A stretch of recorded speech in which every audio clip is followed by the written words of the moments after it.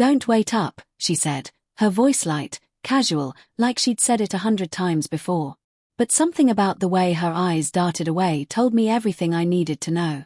She was standing by the door, slipping into her black coat, her perfume heavy in the air, a mix of jasmine and something sharper, something that lingered. It was the scent she wore when she wanted to be noticed. I watched her fasten her earrings, my chest tightening. "Where are you going again?" I asked, pretending not to care. "Out with some co-workers," she said smoothly. "Just a little get-together. You don't have to wait up, I'll probably be late." She smiled, but it didn't reach her eyes. I nodded slowly. "All right." Her phone buzzed on the counter. She glanced at it quickly, too quickly, then flipped it over. For a second, I saw the name. James. She caught me looking.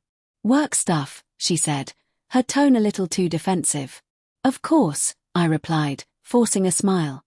"You should go. Don't let me keep you."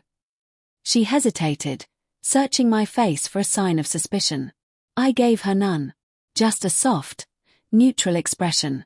Then she leaned in, kissed my cheek, barely, and walked out the door. The sound of her heels faded down the hall. The silence that followed was thick, alive, humming with something I didn't want to name. I stood there for a long time, staring at the door, my pulse uneven. The clock on the wall ticked louder than usual. I'd heard of gut feelings before, those quiet whispers that something was wrong. But this wasn't a whisper, it was a scream muffled under my ribs. I walked over to her phone on the counter. Locked. Of course. I shouldn't have cared. We'd been married 7 years, and I'd told myself trust meant letting go of these small doubts. But lately, everything about her felt distant. Her laughter, her touch, even the way she said my name. I sat down at the table, staring at my phone. My fingers hovered over the screen. I didn't plan to send it. I just wanted to see what would happen. "Hope you and James enjoy your night." I pressed send.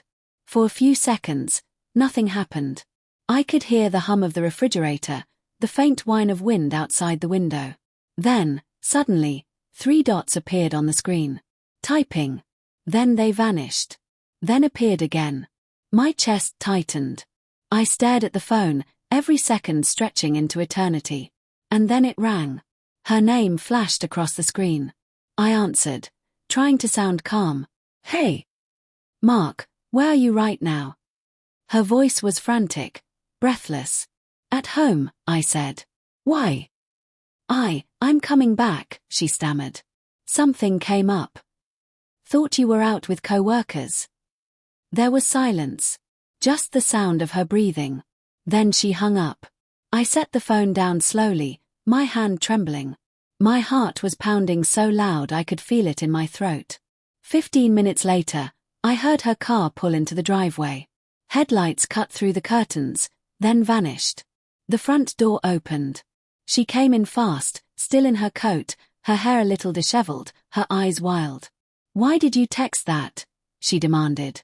I stayed seated, watching her carefully. "Text what?" "Don't play dumb, Mark." Her voice cracked. "Why did you send that message?" "I was just wishing you a good night," I said quietly. "Sounded like you were going to have fun."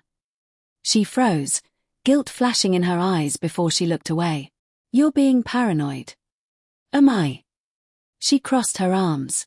"You're jealous over nothing. James is just a friend." "Funny," I said. "You rushed home pretty fast for nothing." She opened her mouth, then closed it again. Her throat worked as she swallowed hard. "You don't trust me." I stood, moving closer. "I did. I trusted you more than anyone. But lately," I trailed off, shaking my head. "You've been somewhere else. Even when you're here." Her voice softened, pleading. "Mark, please. It's not what you think." "Then tell me what it is." She hesitated. For a moment, I saw the truth flicker behind her eyes, a flash of something heavy, something real. But then it was gone. "You're tired," she said finally, stepping closer, her tone gentle now, practiced. "You've been working too hard. Let's not ruin Christmas week over this." The shift in her voice almost worked. Almost. But I'd spent years learning her patterns, how she smiled when she lied, how she used tenderness like a weapon. I walked past her, heading for the counter. Her phone was still there. I picked it up, held it out.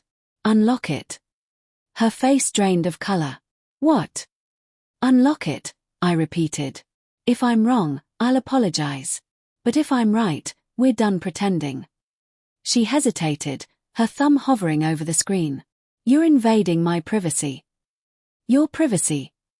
I laughed quietly. You gave that up the moment you started sneaking around. Her hand trembled. For a second, I thought she'd do it. Instead, she turned away, gripping the edge of the counter like she needed it to stay upright. I made a mistake, she whispered. The words hit me harder than a punch. I felt the room tilt. How long? I asked, my voice low. She didn't answer. Don't make me ask again. 6 months, she said finally, her voice cracking. It was just supposed to be dinner. I didn't mean for it to happen. I nodded slowly, my vision blurring. James, I said. From your office. She nodded, eyes glistening. I laughed softly, though it didn't sound like laughter. So when you said late meetings, work dinners, those were with him. Her lips parted, but no words came. I looked at her, this woman I'd loved for years, the one I built my life around, and I realized how much of it had already crumbled without me noticing. Why didn't you just tell me? I whispered. She wiped her eyes, shaking her head. Because I didn't want to lose you. I didn't know how to stop. The room felt colder. The ticking clock, the faint sound of her breathing, it all felt painfully loud. I don't even know who you are anymore, I said quietly. She stepped forward, reaching for my hand, but I pulled away. I'm so sorry, she whispered. I stared at her for a long time, then picked up her keys from the counter and handed them to her. You should go, I said. Wherever you were headed tonight, maybe you should finish it. Her face broke, tears spilling freely now. Please, don't do this. But I was already walking away, toward the stairs. Behind me, I heard the soft sound of her sobbing, then the door closing. Upstairs, I sat in the dark, staring out the window as her car pulled out of the driveway again.